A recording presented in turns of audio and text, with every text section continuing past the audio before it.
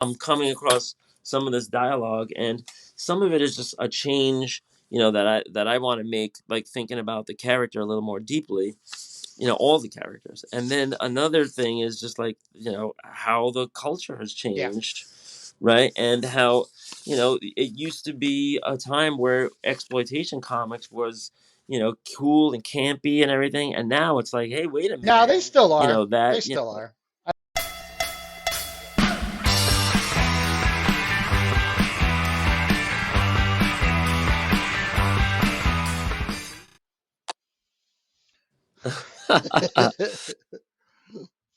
All right, what's up, man? Hey, what's up, We're man?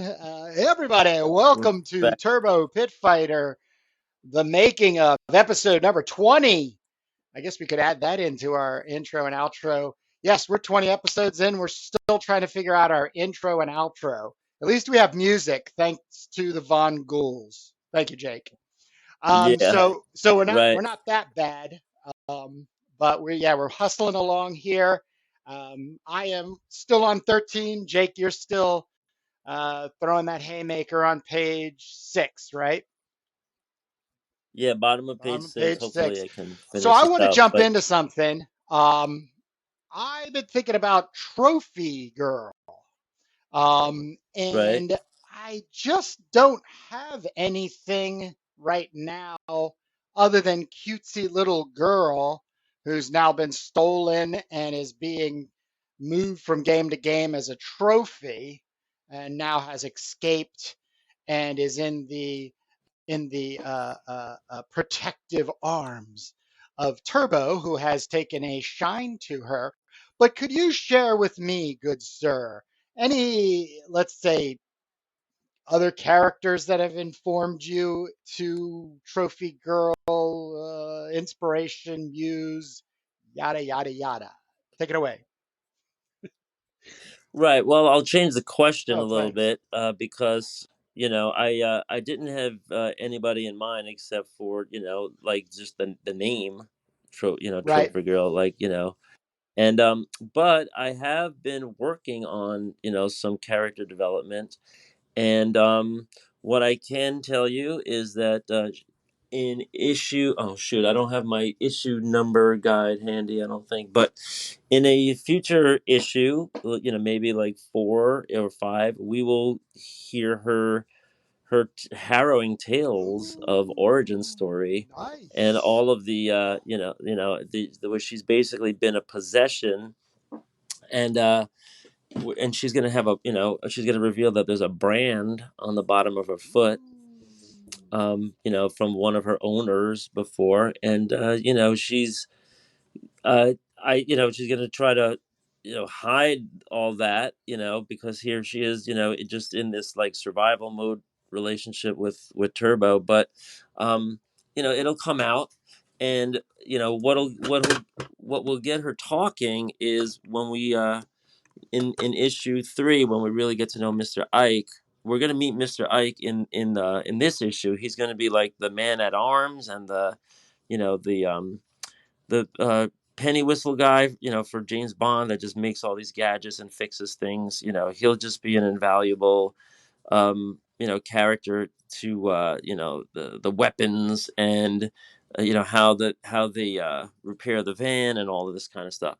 But he'll also get Trophy Girl talking about her feelings. And she'll have to come to grips with, what she wants to do. I think in this, yeah, I even have, there is going to be like a short interlude, I think, in issue 2 before it ends, where Mr. we meet Mr. Ike. He talks to, Trophy, and she, explains how unhappy she is, and that her plan is to just, get dropped off at the nearest, like, pit fight place, and she will just be a prostitute, and support herself, because there's, like, people with money there, and she won't have to worry anymore. And then Mr. Ike can challenge her with, like, well, how's that going to work with, security, and everything that you've been through already. And she'll realize that, her plan is ridiculous. It's not well thought out. And so those would be like her dilemmas. But then it will come up that she's been abused, and in some ways she's used to it, and I think she was just she's not really traumatized about, I guess, the sexual aspect of sex work. If she can just have her own, I guess, autonomy, and basically, like, she doesn't want to be owned even by Turbo, Right. right? And that's going to be the evolution. That'll be the evolution. Where by the end, they need each other much more than It's just going to be one of those things where, like, oh, I realize I love you. You're there all along. You. What was that movie? The Bodyguard, where the it was the John Hughes movie where the girl is like the driver, and and uh Driver. the boy, like, he's trying to go after, like, the really 16 hot Candles? girl in school. Is that Yeah. the one where you were there all Yeah. along? Can't get this mouth right, as you can see. I had it okay before, but it was too close to the nose, so I erased it, and now I can't get it back. But yeah, so it's a great question, because we want Trophy Girl to be much more than this, just fought over damsel in distress. But we're also going to touch on the her feeling that her looks are a curse. Oh, You okay. know, yeah, because think about it. Like, this is this, like, post-apocalyptic world where might is right, and everybody's killing each other, and all she is a sex object to all of these powerful people who have money or strength, and she's just a plaything. You So think she would try to, like maybe she'll like chop her hair completely off to get more of a boyish look and maybe try to toe the line more masculine wise in the way that Turbo. yeah, that's an interesting thought. I'm gonna make a note of that. If she cuts her hair to be more efficient in fighting, Which could even upset Turbo because or she um just or has this or like, to be less attractive. yeah, but then that could even throw the question on to Turbo like, oh well, she's not as cute as she was when I first met her. She now just looks like Well, this this boy. Well, I don't like this gushy like, oh, we're in love now, so everything's gonna work out fine. Crap. I yeah. push against that. I don't know. I haven't contemplated, like, if Turbo is after her because she's a lipstick lesbian, or or she's not even a lesbian. If Yeah, she's just, like, a good looking eye candy, just like everybody else. a pretty Um, object. I mean, yeah, like, well, Turbo got roped in with her just basically when the siege was Right. going down, and basically just saved her life, just to be a do-gooder, right? I mean, she was there, and she was helpless, and so she saved her life, and then she came back around in that same issue that you have, and saved her again and again, like, three times, right? First she saves her in the siege and sets her free, and then she saves her from the cabbie guy. I mean, the no, the attacker. The when the hate breeders are grabbing her and they're about to gang rape Right. her, right? And she saves her then. Oh yeah, so maybe two times. She saves herself when the cabbie is attacking her. Remember? Yeah, that's an issue one.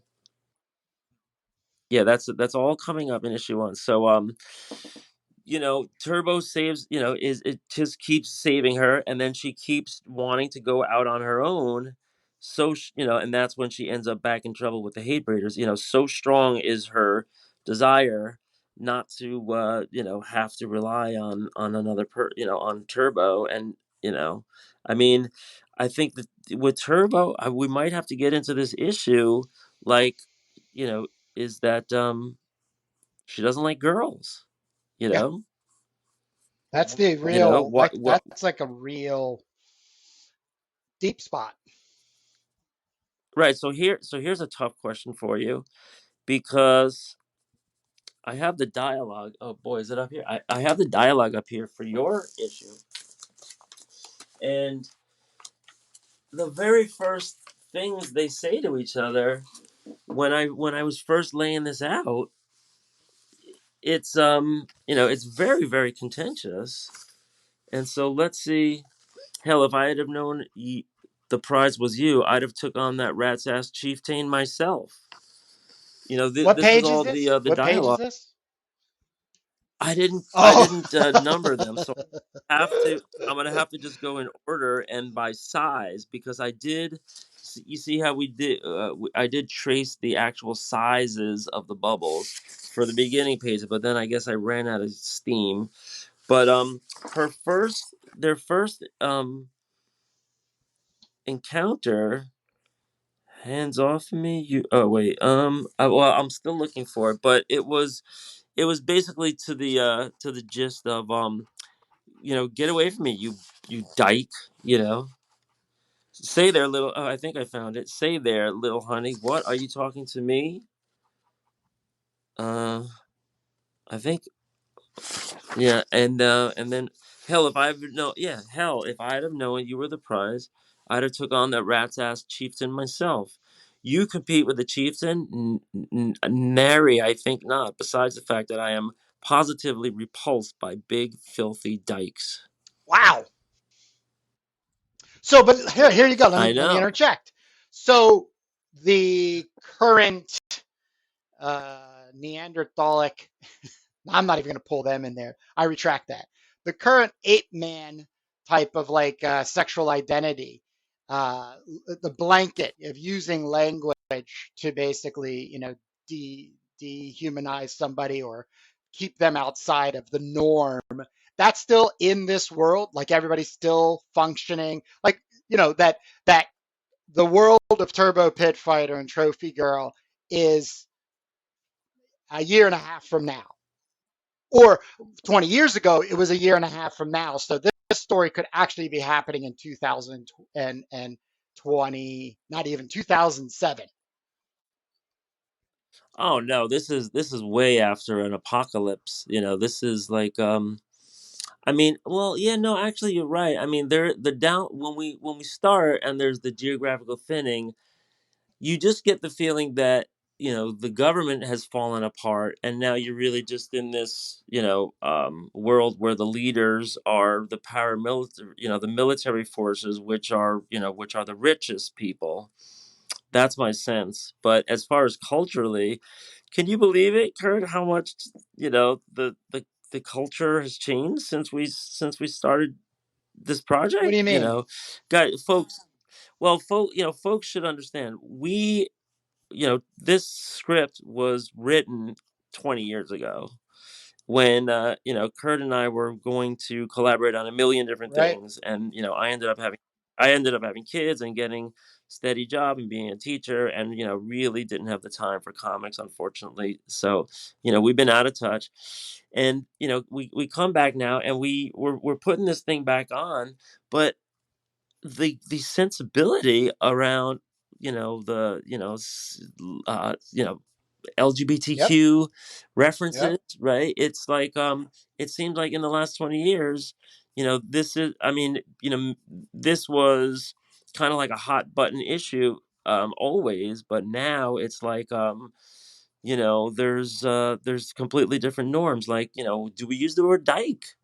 Is you Well, know it's a is very that time centric word. That was a very popular word used in the 70s. You know what I mean? Like that was, and it's always just kind of carried itself through until now. Like it's like even with um, all of this talk of sex and gender, and I and people's identities, towards that. Um, it's like if you got caught calling somebody a dyke, everybody be like, "Wow, you are really corny."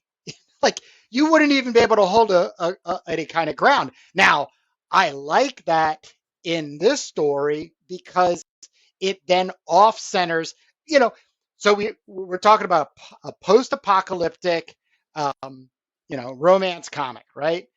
Um, and we're kind of centering ourselves around Mad Max and the Road Warrior and that very early 80s. And Mad Max was 79, by the way. Okay. Well, the first Yep. one, yeah, but the Yeah, Road Road Warrior. Warrior was that was my that So, was my so nuance for sure. the referencing that you already have established in their language and exchange is relevant to there. And the way I walked away from the first movie, Mad Max, and the whole like the empires fell and the global warming and the nuclear this and that and and then everybody just lived in these hovels and they hoarded gasoline and then there's this road warrior kind of part. I always felt like it was gonna happen tomorrow. Yeah. I just and I'm like what 12 years old I think when I see this movie, Mm-hmm. and it's just cinematography and story wise it's completely engulfing. But when I get I'm out on the other side of it and I'm like, whoa, when was that? And oh, could that happen? Because we're still living in the toxicity of possibly getting nuked, and now we're back at that point, Mm-hmm. Right. Yeah. Yeah. which just Yeah. goes to We show that we we we just don't definitely. advance as human beings. Um. Yeah. So our job is to be the commentary for this moment in Okay. time. You know, and I've been hearing some like podcasts and I was on what was that one of those social media things where on Twitter Spaces where people just talking and I came across this Twitter space where some black guys were talking about this comic where they I think where they make Thor like a black Yeah. guy and this actually came out and like they were saying like it was really offensive that a white guy is writing this and how really bad they were doing this like it was like instead of Odin's beard it was like by Odin's fade and it's like oh my god so they were just like rolling their eyes and I'm in the position of making a comic about a lesbian that and not a lesbian so I'm just I'm wondering now that times have changed so much if exactly what language to use here We're gonna find maybe we out. don't say We're dyke gonna find out. maybe we say maybe we invent a new word for gay women of those I'm totally days, down for that, but I'm or totally not into trying to stay with the nomenclature of right now because then it dates the book to right now. Like we could obviously have, yeah, like I said, using the word dyke is going to just push us back to the 70s. Like people go, oh, and right. and we're literally moving through the landscape of the 1970s and early 80s with post-apocalyptic movies and content that's being made. So there's nothing. I don't think there's anything wrong per se. And to even interject, um, if you're going to this is what art is for, all right, and this is my statement is to understand. The reason we make art is to understand. So if I'm a white guy making a book about some other uh, gender, race, creed, what have you, as long as I'm not being, I think, absolutely specifically degrading or just rude, unconscientious about it, um, I'm going to have to figure it out. I have to figure it It's out. going to be a Yeah, learning yeah. process. And It's going to be a learning and process. if And you're a part of the journey I'm taking by buying and reading my comic book, then once again it goes back to what we were talking about in the last episode. well, your comments are going to feed upon me. You know what I mean? But for the more important part, it's going to bring us into a space where it's not only talked about and discussed, but we grow from it and literally like away from it. Yeah. Like it becomes this. Right. As long as you're not canceled, Well, is what I you're saying. still don't understand what that means. I mean, if I'm canceled, I'm obviously not going to work at Marvel, which I have no interest in working for Marvel. So No, canceled means not allowed on Twitter you're anymore. yeah, no. It means you're ratioed on Twitter, Oh and boy. the summary judgment is that you messed up, Okay. and you'll never recover from the, Could I you still get know, a I job mean, at the Acme my grocery, bagging groceries? my students have an expression, running around, and it's like, oh, you're canceled on Twitter. They say that to you? That's one of. No, they say, yeah, they say it to like insult each other, or they say, "Oh Oh, no," like about like myself, Bustin'. you know. Like, Yeah, like that guy. Oh, that guy's gonna get canceled on Twitter. So, oh, that's interesting. so it has become, yeah. I mean, but people recover. You might have to be in the wilderness, for that group, and think about it and lick your wounds. But I would hate to, I would just hate to, have somebody say, oh, that word, you don't understand the Right, connotation of that word, or or and here it is, and it's too late to take it back because it's already in print. Of course, you can always take it back in the mature only version. So that, but that's what I'm grappling with now, because I'm coming across some of this dialogue, and some of it is just a change, that I want to make, like thinking about the character a little more deeply, all the characters. And then another thing is just like, how the culture has yeah. changed, right? And how, it used to be a time where exploitation comics was, cool and campy and everything, and now it's like, hey, wait a No, minute, they still are. They that, still are. I they follow people still are. who really I double know. down Well, on it. yeah, yeah. I mean, that's the thing about the most successful comics, like, Sin City and The Dark Knight. Is like they go, and or what was it, the Killing Joke, Yeah. right? And is like, wow, they really went pretty far for a comic, that's supposed to have like a comic code authority thing. Um, but here we are. I mean, that is a question that we've been discussing for episodes. It's like, how far do you go with the prurient interest and the titillation, versus, being, like a real solid story, and you could hold your head up and say this is family material, Is that so what we're going for? Is family material? those are the questions that You're the those one are with the those family. are the questions. I'm the one. Well, when I first sat down here, again, to make this, I was saying, I don't want to do anything that Marvel doesn't do, at least in the first edition. And then if we do a mature edition, then, not only can we, do it how it was really first planned, but we could even go farther, because it's, after all, it's the mature Right. edition. The whole point of getting the mature edition is that you don't want to get the So family it could edition. even So, have a uh, different ring in it could be it could be a second story in a sense. It's just the same pictures and obviously we got pasties over the boobies for the family edition, but the pasties are off on this edition. But the language is now not only off colored, but it's skewing the time, the place, the rationale. Question mark, question mark. yeah, right. Yeah, we're in another space and time. That's for sure.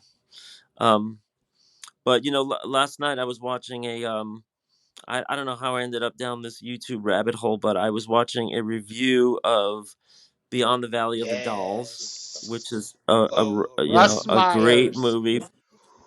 Russ Meyer with Robert Ebert, and and some of the most, like, buxom actresses, gravity defying actresses. It was a genre but it's probably Russ Meyer's, most, Mainstream. um, icon- iconic film. Yeah. And so what they said was, when they rated it X. And it wasn't the first time that happened to Russ Myers in those days. This was Yep. 1970. But what he wanted to do is he wanted to go back and say, okay, well, if I have an X rating, I'm going to put in a couple more things that we cut out. And he had planned to make it even raunchier and to show even more stuff, and God knows what, because it was rated X now. But the studio said, nope, we don't have time for that, and they put it out just as Yeah. it was. Yep. And so God only knows what, Russ Myers is dead, so God only knows what that cut might have been like. But you know um as it regards to us, I think the best bet is to just do two versions, Okay. because you don't have to do all the work. But a while after the first one comes out, you can not only do this other version, which improve, you could fix parts up. We could do the duotone, a little bit more color. Yeah. But you could also take into account feedback that you've gotten. So it's like, okay, well, we're going to take off the trophy girl's shirt, her superimposed shirt, and so just she'll just be topless. And then we might have some dialogue change, where we'll use like four-letter words instead of whatever we use on this thing. And then we might want to say, oh, and by the way, let me fix this panel. This Sure. panel really bothers Sure. me. I'm totally down with that, And Jake. I'm so totally down with that. yeah. Or else, maybe we wanted to go do a little more hatching on some of the line art, because we just didn't have all that much time. And now we have these high-tech C pens from Japan, which go point 0.3, and we can go in and put a little more fine detail. And then and we're also going to do it on a more expensive paper this time, and we're maybe going to whatever the printing process is.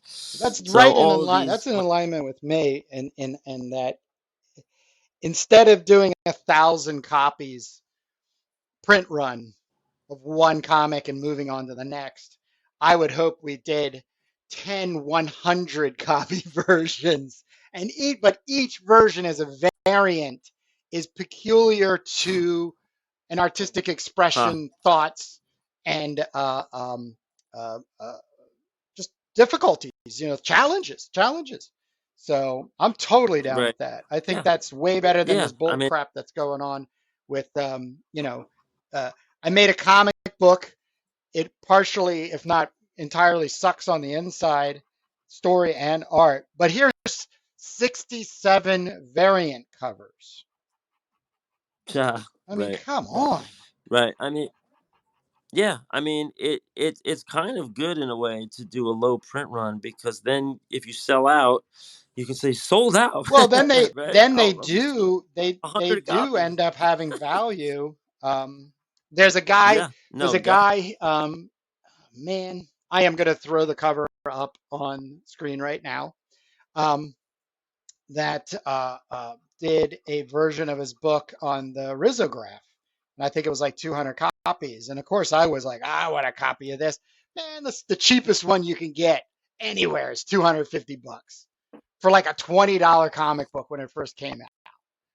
So Right, and that's what the NFT thing is trying to do. But you can also do it pretty easily on Patreon or yeah, Kickstarter. You just have a oh tier, yeah, and the tier is, if you pay this, you get yeah, this. And so if you get something that has a rarity of only 100 copies or only 10 copies, you can charge whatever you want, as long as people are willing to pay. That's the beauty of the yeah. marketplace. You will find each Well, other in the definitely middle. with that with And Kickstarter and Indiegogo, because if you offer it, nobody wants it. You don't have to print it. right, right. So, and right, but there's that. And then it's also the thing where, right, you don't make it where, and an NFT, you don't mint it unless you have a buyer. It's not even minted. So what does that entail? Well, you get a PDF of this. Okay, well, now we have all, we sold all the NFTs. Now we have to create the PDF, right? Or now you release the PDF. Some of these some of these NFTs are staked, which means when you buy it, you have to hold on to it for a certain amount of time before you can sell it on the secondary market.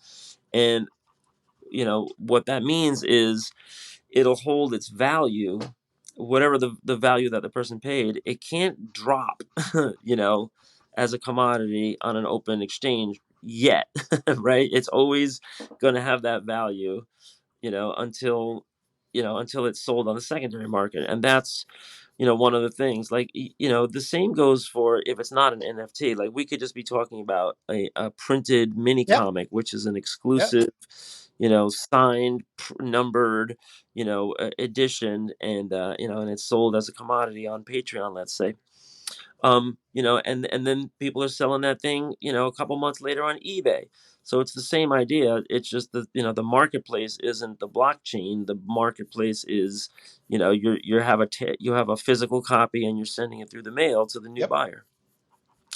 Right. So you could have all these things, and you could offer, things that aren't made, just to see what the reaction is, and you could get paid for it. And an NFT can have a time release, unlocking feature. So if you say to somebody, I want to take this off Patreon and put it on the blockchain, and you could use Bitcoin or you could use Ethereum, hopefully one of these coins that still has some value.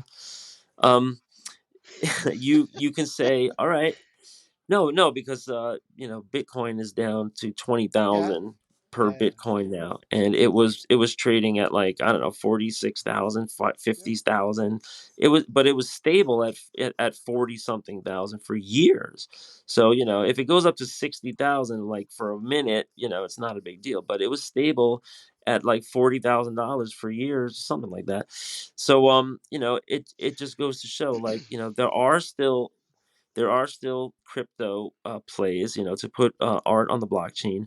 Comics is still not up there in any appreciable way, and it's just a way to sell your products, whether it's a tangible product or a digital Right. product, to an audience of people, some of whom have a lot of disposable money because they're crypto bros.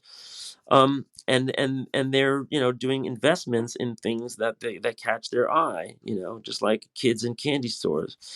And some of them are very, very speculative. And if there's actually some content behind it, at the end of the day, that they're buying, either an edition of, or you could even sell the rights to it, Yep. like, or you could sell like a 10-year printing license, or you could sell a 10-year license to market it in Korea, or you could Sure. have all these different things, whatever's in the contract.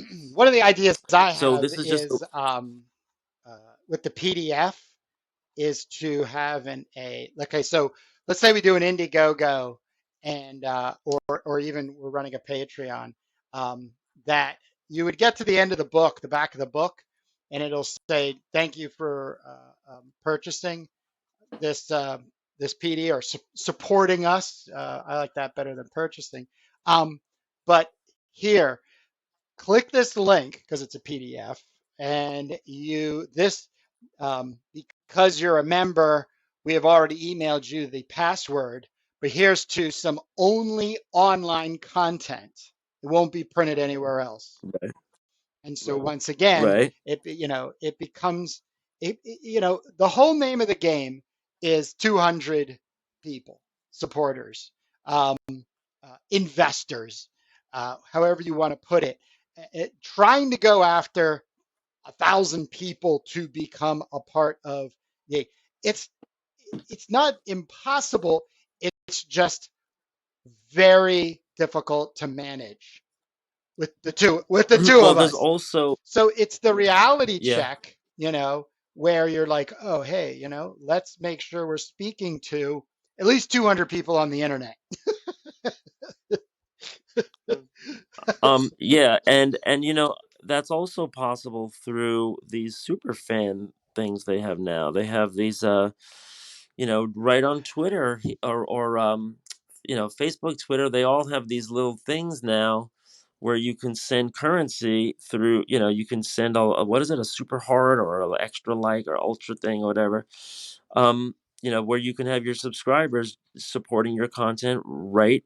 Like I just came across that on Twitter, and it was a writer, and she had this extra button, that said, be a super Yeah. fan, and that is like, I think, a monthly Yeah. sustainer.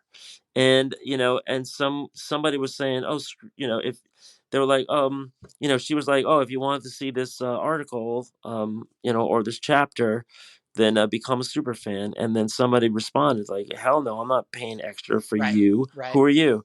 And then you had another user respond to that saying, she's actually a great writer, I follow her, and I'm hoping that, in the future, that her things are really successful. So it's like buying stock or being an investor, or even just buying a record of a band you like, or a t-shirt of a band you like. You're just investing in their works, and and encouraging them on. And if we do that on the micro level, right? Like, I'm just a fan. I'm just giving her whatever, 250 a week, or whatever. It's not a lot of money, but it adds up for the creator if you have a lot of Correct. fans. So Correct. when you mention the 200 number, it's like, yeah, what are numbers where people, and I'm not talking about me, but what are numbers that that people can quit their job and do this, and and put a lot more time into it, and show what's possible, right? Yes. Yes. So there's that. And what else did I want to get to? Oh, so before we run out of time, it goes so Yeah. fast, doesn't it? And I know I'm getting a bad shadow here. I might have to do the Sherlock Holmes thing again, but I wanted to go forward in time with you, Okay. Kurt. So this is insert sound effect. Whoa. Whoa. Whoa. Oh. Oh. All right. Um, and I don't know what you might recollect, but I think I switched to a brown high tech pen here, so to know like what the new stuff is. But so we're gonna get to this part where we're gonna have to figure out what happens next. So I want to bring you up to speed. Um, when we're done with this battle scene, and we spoke about like they're gonna coast down this big mountainside to go down to this little town where Mr. Ike still has his shop.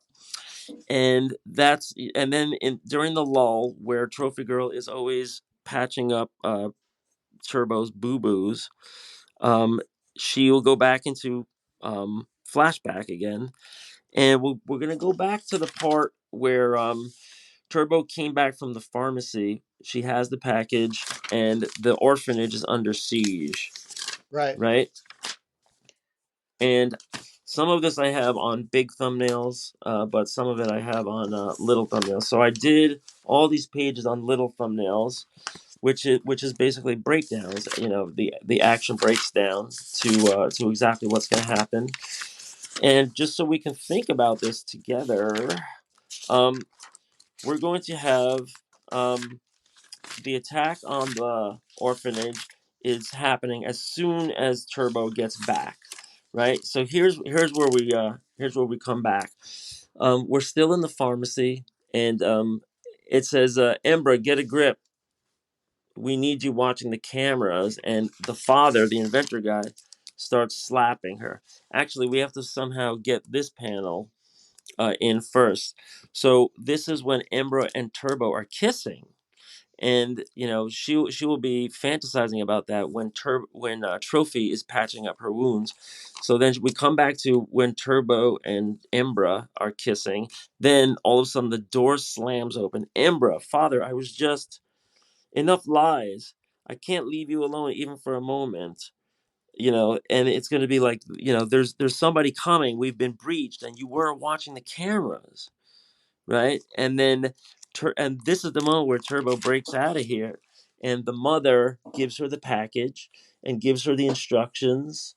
Your delivery was as described. Here is the package for the head mother. Do not open it, and for God's sake, do not let anyone else get their hands on it. Do you understand? Got it. This ladder will bring you straight down into the aqueducts, right? And so the door slams, and you can still hear Ember saying, "Stop! Get away from me!" And young Turbo, has her hoodie back on. Geez, all those peas for this, and she's holding in her hand a little football container, a little, case. And then you hear from the other room, "I don't want to stay here. I hate this place. Be quiet." Smack, smack. So Embra is getting abused, and Turbo is just leaving. Turbo goes down the stairs to the ladder to the aqueduct. What did I say? Stairs?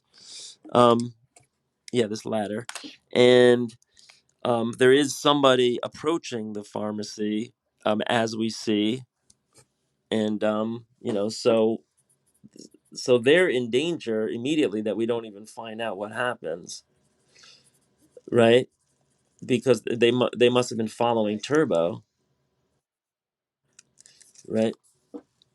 And who is this, right? Mystery. So I'm still adding notes, right? So now Turbo is headed back to the orphanage with this package, and she's passing by all the carnage of the bombing at the checkpoint that we saw on page one.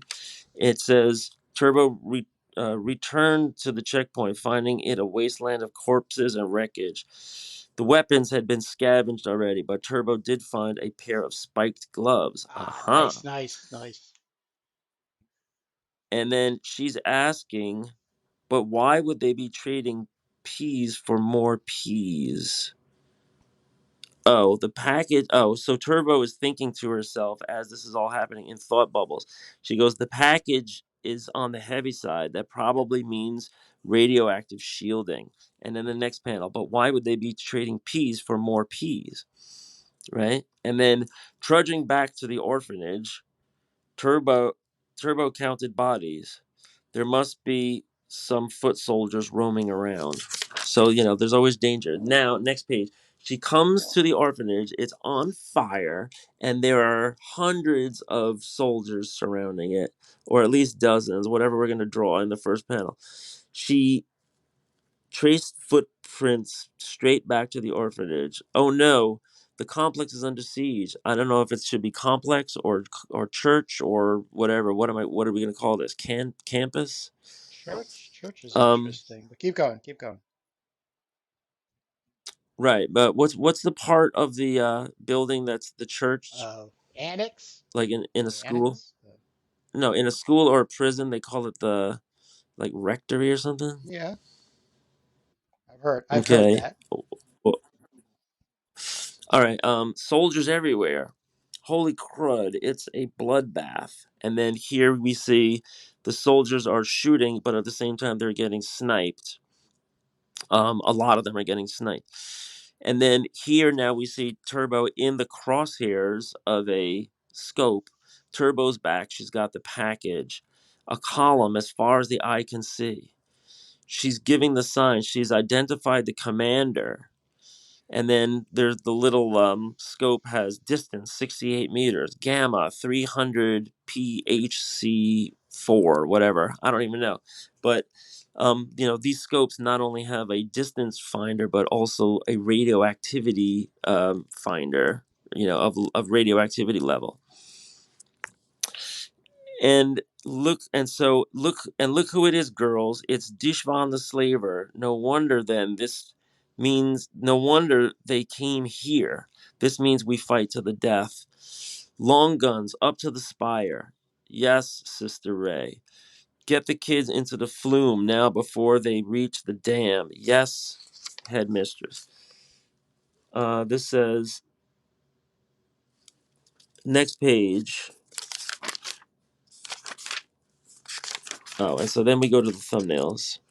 Um, So this is where things get excited. We meet Sister Ray for real, with her nun habit and her garters, um, and it'll be like, yeah, on my cue. Yeah, so they kill Dishvan immediately. He only lives for one panel before he's dead.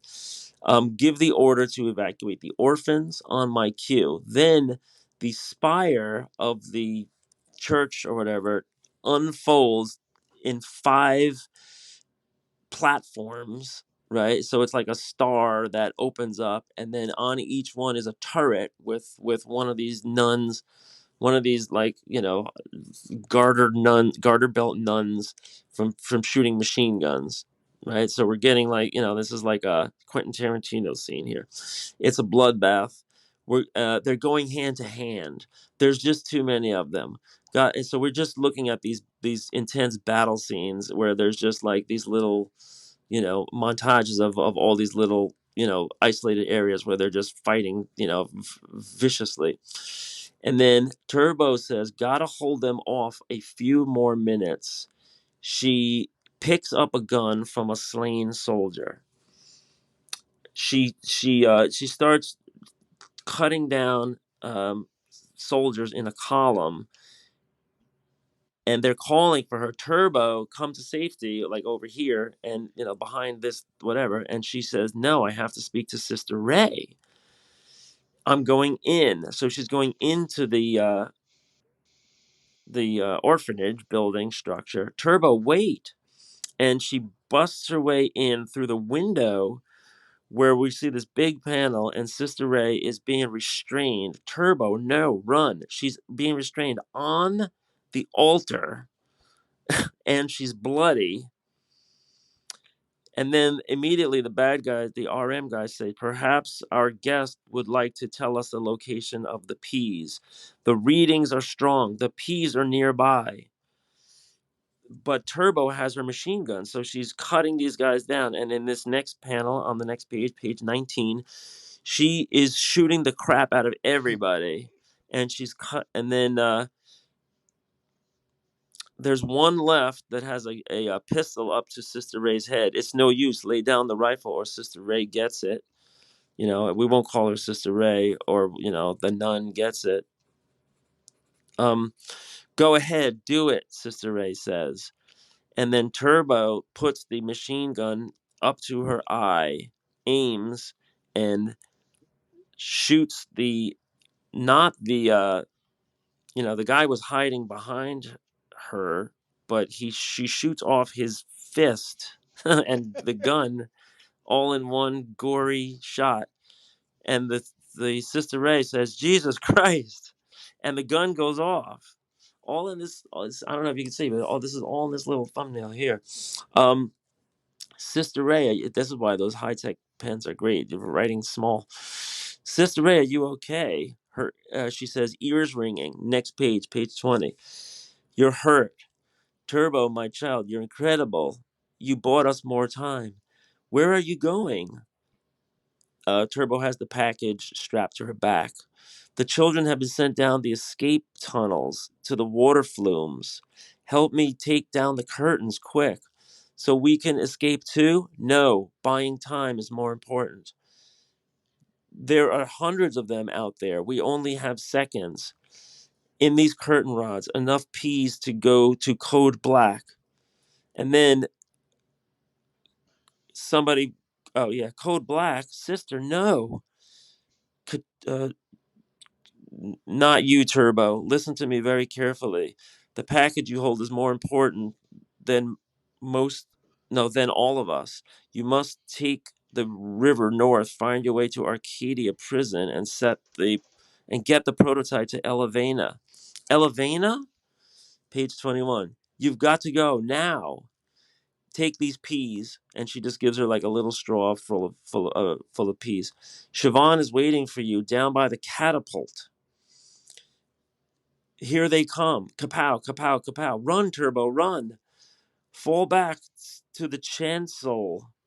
I think I made that word up. Chancel. Chancel. She kicks out the window. And then you see from a bird's eye view, top down, the Sister Ray at this point is holding the curtain rods in her hands. In both hands, she's got like 10 curtain rods in each hand, or like 6 or 10 Can you curtain move the rods in page each up? hand. Can you move the page up? Just Yeah. get it centered.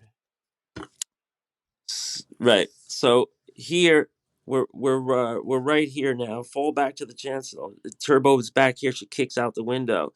Sister Ray is facing forward, and in come this cotillion of soldiers were on the top view, and they're already shooting. Pa pow, pa pow. She's holding them. Get them. We found the peas. And here you can see this is the altar, and the sister has got the peas in her hands up in the air. The curtain rods full of peas, so they're like, they're sticking out like angels' wings. The kind of like the imagery of like Wolverine's claws or angel wings or whatever. Here, Turbo, hurry! There's a windy stairs, and we see Turbo is getting the fuck out of there, and she's pretty much slipped away. Ray has so we don't so now we're looking at this Siobhan character by the catapult, and she's strapping her into a catapult with a helmet on. Ray has faith in you, Turbo. Hold on tight and look for the tallest trees. Page 22. This is where I'm almost out of gas. I'm almost out of Move juice it up, here, move it but up, move it up some. um Move it up. yeah, There you so go. That's good. here, page 22, close on Turbo's face. Then that changes from her close on her face to close on Sister Ray's face, and the blood is pouring down her face. Um, she's got this crucifix around her chest, and she rips the necklace, and she plunks it down into a little holder on the altar that's built into the altar. There's like just like a little ridge there that the cross sits in. Inside the curtain rods were over 1,000 radioactive isotopes of chrysanium. Isotopes no, of yeah, isotopes that remain stable in shielded pea-sized cases about zero point 0.3 millimeters thick, or 3 millimeters thick. And then you see a close-up of it says clatch. She's putting the crucifix down into the altar firmly. Then it says, yeah, what makes the fission reaction occur is when the chrysanium gets into proximity of beryllium. You don't want to be around for that. So this is like the narrative. It'll be like Turbo narrative in like little boxes as she's doing this. She cuts she puts the crucifix down into the altar, and then I have some slit here. Oh, yeah, where she slits open, I think, the curtain rods, and now she's holding them here, in this like wing thing again.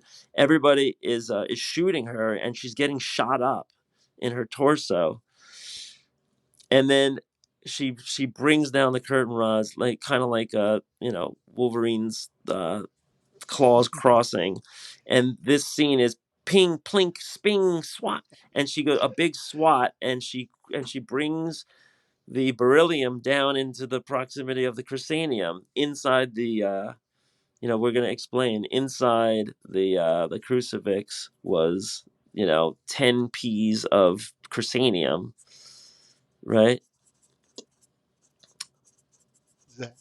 of chrysanium. So now, just at that moment, so she goes SWAT in that panel. At that very moment, the catapult goes forward, shwing, and you see Turbo flying through the air. And then in a giant panel, and this is going to get us out of the flashback. In a giant panel, she's spreading her glider wings. She's got a glider wing suit and a helmet on, and she's looking above all of the carnage. And then you see right here a total fucking mushroom cloud. Bakoom! She's flying away as the mushroom cloud is going up above the church, above the orphanage structure. And it says, Ray took me in 2 years ago when I had lost everything. I still had my father's blood on my face. She helps hundreds of orphans like me, maybe thousands, some still in diapers. She made me tough. She made me a survivor when I was ready to pack it all in. And she's wiping off Turbo's face of blood in flashback in the bottom of this mushroom cloud scene. So this is like a Paul Galassi montage page. And then that will get us back to page 24, which will be back to Turbo wiping off her wounds, wiping off her face. Cool. All right, man. And then we're gonna Let's leave it there because that's great. That's great, yeah, man. That's awesome. I'm so excited. I'm Yeah. so excited. Yeah, then we're gonna go into the scene with Mr. Where we meet Mr. Cool. Ike, so we have to develop him. And I had envisioned him as a little person, um, but kind of like stocky, maybe like even like dwarfish, like in Lord of the Rings, just kind of like a weird, stocky, short Right. build. Like Puck Um, from Alpha but I have, Flight. yeah, yeah, exactly, right. All right. Well, that's where we're gonna Um, leave it because we got other episodes we want people to keep watching. And if you've made it this far, thank you so very much. Obviously, we're tickling your funny bone about the post-apocalyptic romance comic book that we're making called Turbo Pit Fighter. So with that all being right. said, I say goodbye, Jake.